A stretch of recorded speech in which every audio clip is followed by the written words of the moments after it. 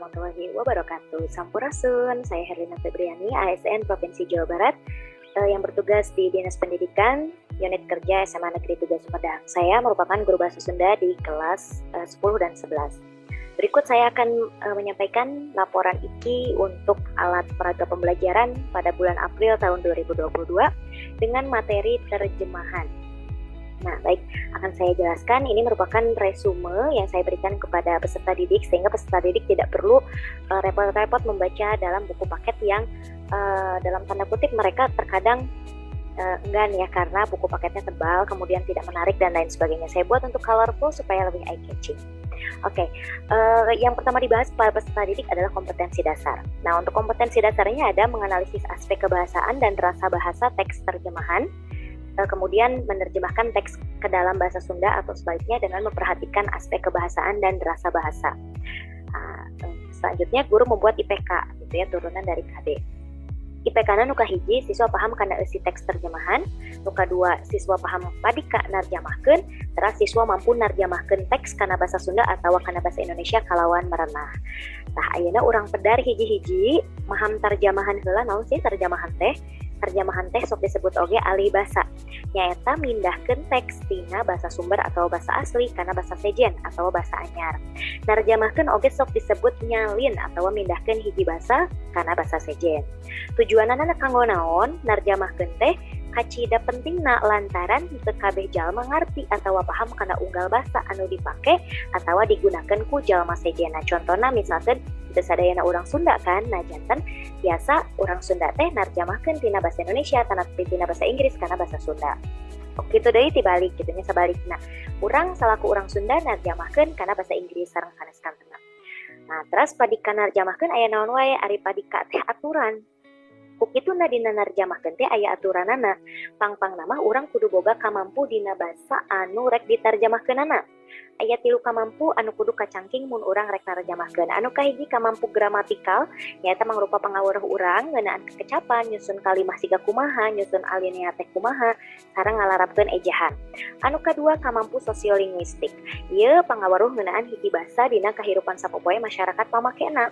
Minangka contona dina basa Sunda aya istilah kacapi. Nah, aya teh dina basa Inggrisna kacapi teh sareng sanes kantena. Kamampu semantik mangrupa kamampu dina ngaguar harti atawa makna teks anu rek ditarjamahkeun. Upamana dina basa Sunda aya babasan kurung batok. Naon tarjamahan dina basa Indonesiana? Nah, bisa ditarjamahkeunana jadi sangkar tempurung kelapa kan teu kitu nya, sangtosna ditarjamahkeunana jadi bagai katak dalam tempurung. Ieu teh sarua jeung babasan kurung batok teh anu maksudna mah ngagambarkeun kaayaan jalma anu langka indit-inditan atawa nu kurang pengalaman. Salajengna aya naon namina teh wangun narjamahkeun. Narjamahkeun teh rupi-rupi, biasa narjamahkeun artikel, lajeng aya warta, karya sastra, upamana novel, carpon, sajak sareng sanes kantena. Kalebet paribasa.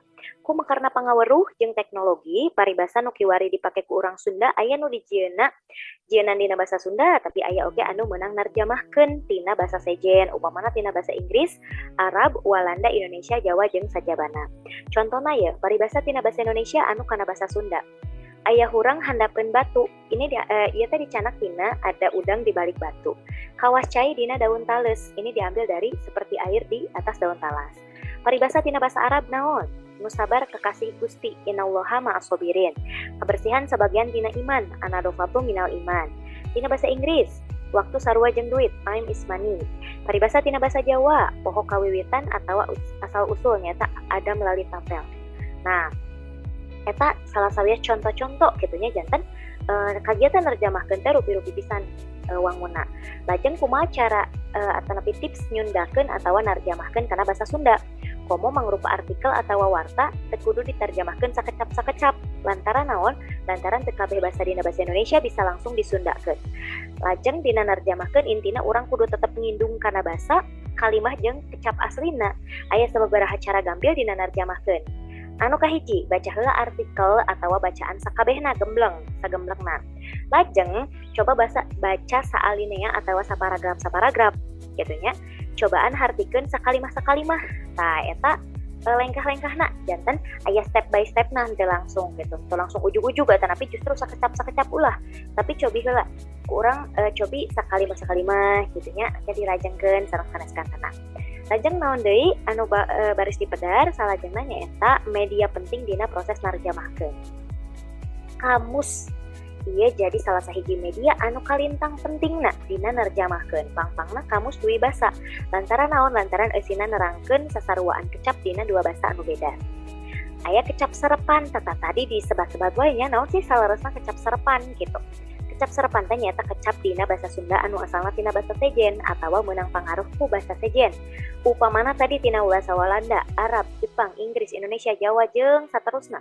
Dumasar kana cara nuliskeunana, kecap serepan teh dibagi jadi dua. Aya kecap serepan nu ditulisna kalawan teu ngalaman parobahan, hartina ditulis sakumaha basa asalna.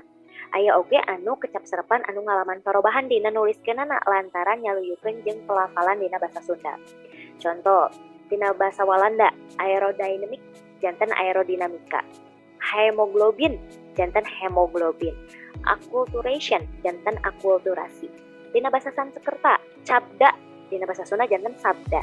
Sastra janten sastra.